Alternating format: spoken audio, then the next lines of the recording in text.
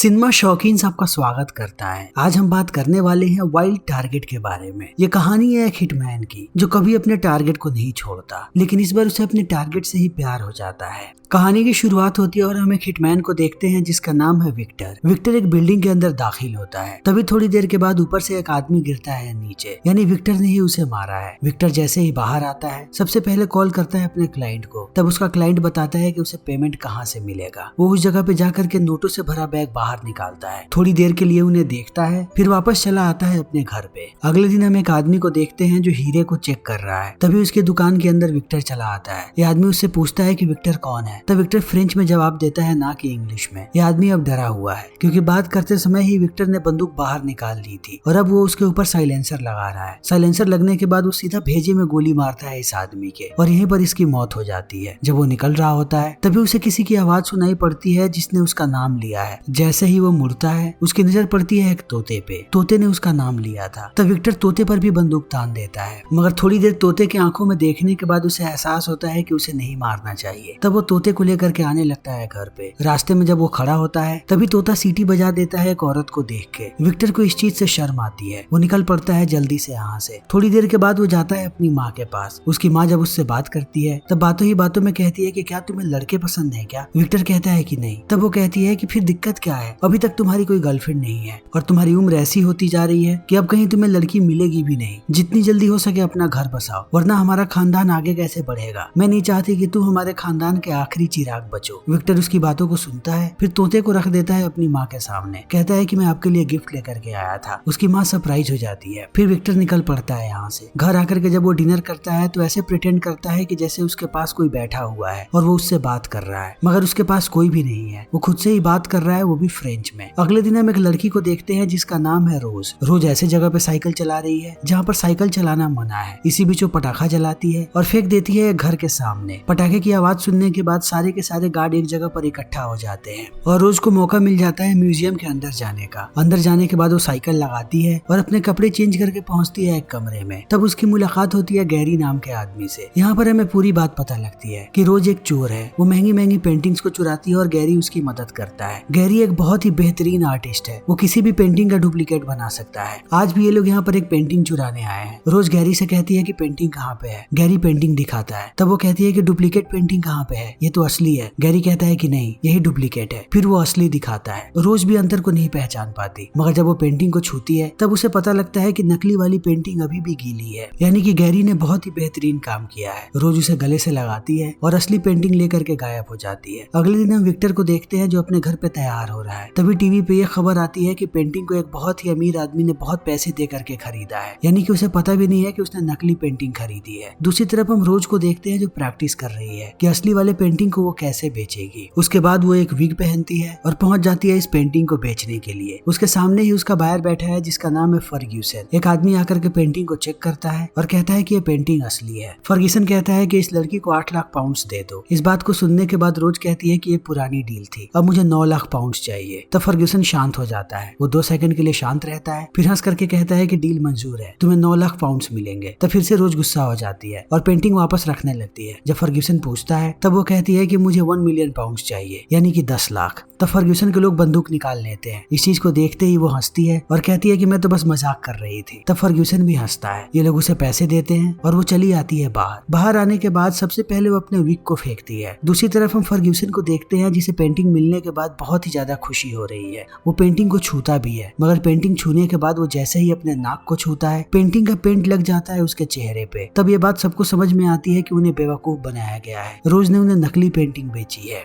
जब वो आदमी चेक करने आया था पेंटिंग को तब उसने सामने असली पेंटिंग रखी थी, मगर बीच में उसने पेंटिंग लेकर के जाने का नाटक किया और तभी पेंटिंग को स्विच कर दिया और फर्ग्यूसन बहुत गुस्से में है। दूसरी तरफ हम रोज को देखते हैं जो पहुंचती है गैरी के पास और उसे असली पेंटिंग दे देती है और कुछ पैसे भी। गैरी उसे समझाता है कि यह काम करना बिल्कुल भी सही नहीं है, मगर वो नहीं मानती। निकल पड़ती है मार्केट की तरफ। तब हम विक्टर को देखते हैं जो रोज का पीछा कर रहा है, यानी विक्टर को रोज को मारने का कॉन्ट्रैक्ट मिला है, मगर यहाँ पर वो रोज को नहीं मार सकता। अभी वो बीच बाजार में है। विक्टर देखता है कि ये लड़की एक एक करके सबसे कुछ न कुछ चुरा रही है। सारी चीजों को चुराने के बाद वो जाती है एक चेंजिंग रूम में, तब विक्टर गोली चला देता है। मगर गोली चलाने के थोड़ी देर के बाद वो देखता है कि रोज कहीं और से निकली है, यानी कि उसने गलत आदमी को मार दिया। रोज अभी भी जिंदा है, उसने अपने सर पे एक स्कार्फ लगा करके रखा है। फिर से विक्टर पीछा करने लगता है। तब वो देखता है कि रोज के सर पे जो स्कार्फ है वो कोई स्कार्फ नहीं बल्कि एक ड्रेस है जिसे रोज ने चुराया है। और ड्रेस को निकालने के बाद वो चली जाती है एक रेस्टोरेंट के अंदर। अब कहीं ना कहीं विक्टर भी सरप्राइज है रोज की इन हरकतों को देख करके। वो भी चला जाता है रेस्टोरेंट के अंदर। तब देखता है कि अंदर आने के बाद रोज अपने कपड़े बदल रही है, वो भी काउंटर के पीछे। यहाँ का जो मैनेजर है वो उसका दोस्त है। विक्टर चुपके से बैठ जाता है। तभी उसे एहसास होता है कि जिस रेस्टोरेंट में वो आया है वो एक गे रेस्टोरेंट है। वेटर आता है उसके पास। तभी विक्टर देखता है कि रोज बाहर जा रही है, तब वो भी उसके पीछे जाने लगता है।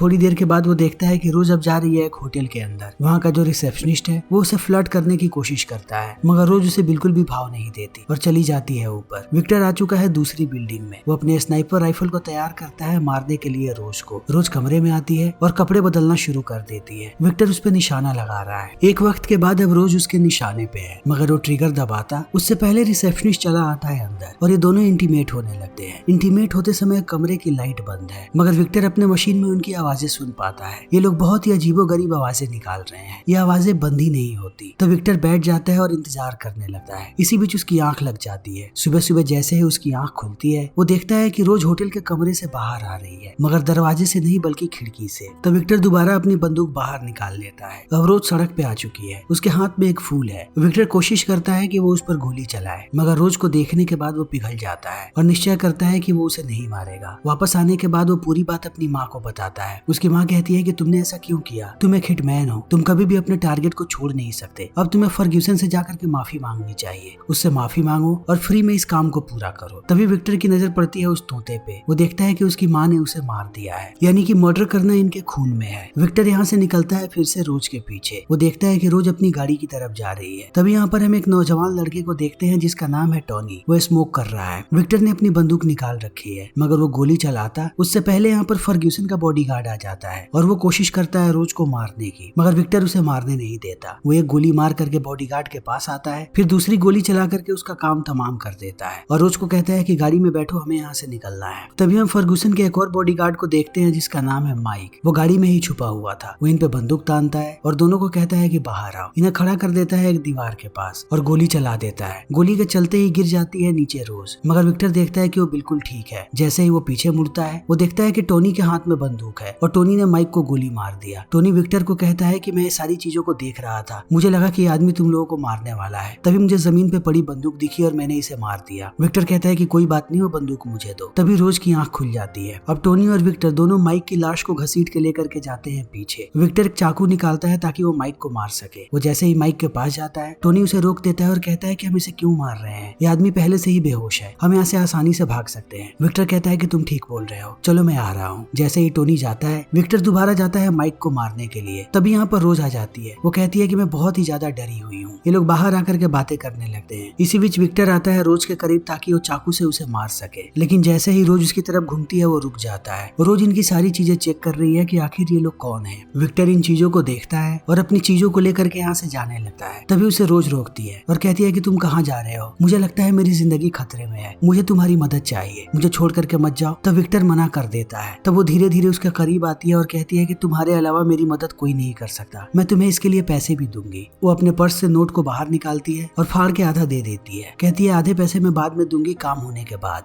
विक्टर मान जाता है। ये लोग गाड़ी में बैठ करके जब यहाँ से जा रहे होते हैं तो वो विक्टर से पूछती है कि तुम कौन हो। विक्टर झूठ बोल के कहता है कि मैं एक प्राइवेट जासूस हूँ। इसी बीच माइक को होश आ गया है। वो अंधाधुन इन पर गोलियां चला रहा है। ये लोग जब गाड़ी को तेज करते हैं तभी टोनी गाड़ी के सामने आ जाता है। तो बड़ी मुश्किल से ये लोग टोनी को भी बैठाते हैं गाड़ी के अंदर और आगे के बैरिकेड को तोड़ते हुए भागने लगते हैं यहाँ से। विक्टर इन्हें लेकर के आता है एक शानदार होटल में और बताता है कि यहाँ पर हम लोग सुरक्षित हैं, ऐसी ही जगह पर हमें रहना चाहिए। जब वो कमरे बुक कर रहा होता है तो वो 2 कमरों की मांग करता है, मगर रोज कहती है कि एक ही कमरा काफी है। वो बड़े कमरे में चले आते हैं तीनों के तीनों। तब विक्टर उससे कहता है कि जब भी मैं कुछ करूँ तो मेरे बीच में टांग मत अड़ाया करो। एक कमरे में अगर 3 लोग रहेंगे तब इससे सबका अटेंशन हमारे ऊपर आएगा। इतना कह के वो चला जाता है नीचे। थोड़ी देर के बाद उसे एहसास होता है कि उसने गलत तरीके से बात किया है रोज से। तब वो आके माफी मांगता है, मगर रोज ज्यादा कुछ नहीं बोलती। वो सीधा चली जाती है बारटेंडर के पास, उसे अपने बातों में लुभाती है और शराब पी करके नशे में आने लगती है ऊपर। उसे याद भी नहीं है कि उसका कमरा कौन सा है। वो दूसरे कमरे में चाबी लगा देती है। तभी विक्टर उसे लेकर के आता है अपने कमरे में यहाँ पर हमें पता लगता है कि जिस कमरे में वो चाबी लगा रही थी वो कमरा किसी और का नहीं बल्कि फर्ग्यूसन का है। ये होटल भी फर्ग्यूसन का ही है।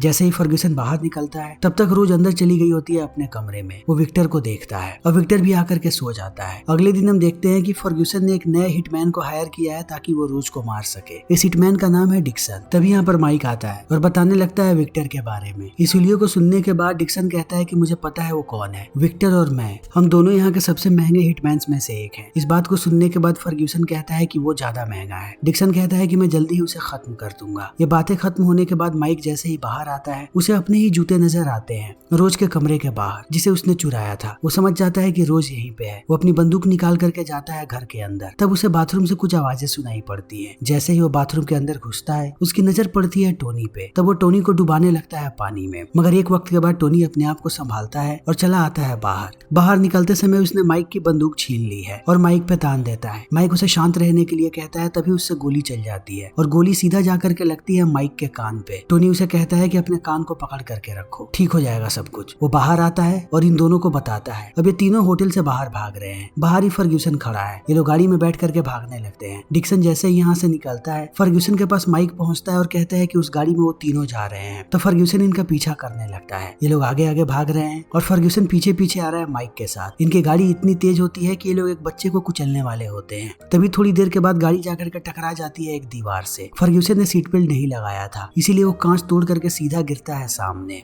दूसरी तरफ ये लोग आगे भाग रहे हैं। विक्टर कहता है कि मेरे पास एक सेफ जगह है, हम वहाँ चलेंगे। रोज कहती है कि तुमने कहा था कि होटल भी सेफ है। इसी बीच ये लोग रुकते हैं गैस स्टेशन पे। रोज कहती है कि मुझे वॉशरूम जाना है, मगर थोड़ी देर के बाद वो बहुत सारे स्नैक्स लेकर के भागती हुई बाहर आती है जिसे उसने चुराया है और गाड़ी में बैठ जाती है। पीछे से कैशियर भी आता है और रोज को ऐसे ही चोरी करने की आदत है। विक्टर उसे कहता है कि आखिर तुम ये सब क्यों करती हो, मगर रोज को इन बातों से कोई फर्क नहीं पड़ता। थोड़ी देर के बाद विक्टर इन्हें लेकर के आता है अपने घर पे। दूसरी तरफ हम देखते हैं कि फर्ग्यूसन हॉस्पिटल में है। तभी उसके पास डिक्सन आता है। फर्ग्यूसन कहता है कि मैं पैसे बढ़ाने के लिए तैयार हूँ, मगर जितनी जल्दी हो सके उन्हें खत्म करो। डिक्सन कहता है कि काम हो जाएगा। रात में जब विक्टर सो रहा होता है तब उसे बहुत ज्यादा आवाजें आती हैं रोज के कमरे से। जब वो ऊपर जाता है तो पूछता है कि तुम क्या कर रही हो। रोज कहती है कि मैं अपने बिस्तर को सीधा करने की कोशिश कर रही हूँ, मेरा सर हमेशा दक्षिण की तरफ होना चाहिए। इस चीज को देखने के बाद विक्टर सिर्फ तकिया बदल देता है और कहता है कि अब दक्षिण की तरफ हो गया। वो चला आता है नीचे। फिर जैसे ही सुबह होती है वो देखता है कि रोज खुदाई कर रही है गार्डन में, वो भी बीच में। तब वो भाग करके आता है और कहता है कि तुम ये क्या कर रही हो। तब रोज गुस्सा हो जाती है, कहती है कि मैं सिर्फ यहाँ पर प्लांट लगाने की कोशिश कर रही थी ताकि मैं शुक्रिया अदा कर सकूं तुम्हारा, लेकिन मेरा कुछ भी तुम्हें पसंद नहीं है। दूसरी तरफ हम देखते हैं डिक्सन को, जो पहुंच चुका है फेबियन नाम के आदमी के पास। डिक्सन के आदमी ने बंदूक तान रखा है फेबियन पे। वो उसे कहता है कि मुझे उस आदमी के बारे में बताओ जो हूबहू पेंटिंग्स की कॉपी करता है। फेबियन डरते हुए एक नाम लेता है। जैसे ही नाम डिक्सन को पता लगता है वो शूट कर देता है फेबियन को। दूसरी तरफ अब जैसे ही रात होती है रोज फिर से पहुंच जाती है विक्टर के पास और कहती है मेरे दांतों में दर्द हो रहा है। विक्टर कहता है कि मेरे पास दवाई नहीं है, मैं ज्यादा से ज्यादा तुम्हें फुट मसाज दे सकता हूँ। रोज खुश हो जाती है। थोड़ी देर तक विक्टर उसे फुट मसाज देता है। जब वो सोने लगती है तो चला जाता है। तभी रोज देखती है कि कोई उसके गालों को सहला रहा है। वो जैसे ही आँख खोलती है उसे एक बूढ़ी महिला नजर आती है जिसके हाथ में चाकू है। वो चाकू से उसे मारने की कोशिश करती है। तब रोज चिल्ला करके भागती है। दूसरी तरफ हम देखते हैं कि टोनी भी आ चुका है। वो जैसे ही दरवाजा खोलता है वो बूढ़ी महिला उस पर भी चाकू फेंकती है। तब ये दोनों भाग करके चले आते हैं बाहर। तब विक्टर भी आता है। ये दोनों कहते हैं कि अंदर एक पागल औरत है जो हमें मारने की कोशिश कर रही है। विक्टर समझ जाता है कि ये उसकी माँ है। इन दोनों को कहता है कि तुम लोग जा करके दूसरे कमरे में सो जाओ। अगली सुबह वो सबसे पहले अपनी माँ को बाहर भेजता है। इसी बीच बात करती है रोज टोनी से। उसे बताती है कि उसे प्यार हो गया है विक्टर से। दूसरी तरफ हम डिक्सन को देखते हैं जो पहुंच चुका है उस पेंटर के पास जिसके बारे में फेबियन ने बताया था। जब ये लोग इस आदमी से बात करते हैं तब वो कहता है कि उस आदमी का नाम है जेरी। अब इन्हें जेरी का नाम पता लग गया है। डिक्सन इस पेंटर को भी मार देता है। इसी बीच रात में हम विक्टर को देखते हैं जो अपने घर में घूम रहा है। तभी यहाँ की बिजली चली जाती है। वो तुरंत अपनी बंदूक बाहर निकालता है। तब देखता है कि उसके सामने रोज और टोनी है। आज विक्टर का बर्थडे है, इसीलिए वो लोग उसे सरप्राइज देना चाहते हैं। बहुत सालों के बाद विक्टर बर्थडे मना रहा है। वो बहुत खुश है कि इन दोनों ने उसे सरप्राइज दिया। आज वो बिल्कुल भी सीरियस नहीं है। वो इनके साथ बहुत मजे करता है। अब धीरे धीरे यहाँ पर रोज भी घुलने मिलने लगी है। वो पूरे घर में घूमती है। एक दिन जब वो विक्टर के बेडरूम में आती है तभी देखती है कि विक्टर भी आ रहा है। तब वो छुप जाती है। विक्टर तोते को लेकर के बाहर चला जाता है। तब जैसे ही वो अलमारी चेक करती है उसे बहुत सारे फोटोज मिलते हैं जिन पे क्रॉस लगा है, यानी कि विक्टर ने इन सारे लोगों को मारा है। तभी उसे यहाँ पर अपनी तस्वीर भी नजर आती है। उसके साथ साथ उसे नजर आता है विक्टर की माँ का गिफ्ट। विक्टर की माँ ने बंदूक गिफ्ट किया है विक्टर के बर्थडे पे। अब उस बंदूक को रोज अपने पास रख लेती है और भागने की तैयारी करने लगती है, मगर वो भागती उससे पहले विक्टर और टोनी उसे रोकते हैं और कहते हैं कि हम तुम्हें कुछ दिखाना चाहते हैं। रोज डर जाती है। तभी तब ये लोग उसकी आंखों पर पट्टी बांधते हैं और लेकर के जाने लगते हैं नीचे। तब रोज इन्हें मारती है और भागने लगती है। भागते समय वो विक्टर को कहती है कि तुम एक खूनी हो और तुम मुझे भी मारने वाले हो। इतना कह के वो जैसे ही बंदूक तानती है विक्टर पे, विक्टर कहता है इस बंदूक को मत चलाना वरना तुम्हारा भेजा उड़ जाएगा। रोज कहती है कि मुझे तुम पे भरोसा नहीं है और यहाँ से भाग जाती है। जब टोनी जा रहा होता है विक्टर उसे कहता है कि अगर तुम इस घर से बाहर गए तब तुम्हें भी कोई ना कोई जरूर मार देगा, इसीलिए तुम्हें यहीं पर रुकना चाहिए। टोनी कहता है कि मुझे सिखाओ गोली कैसे चलाते हैं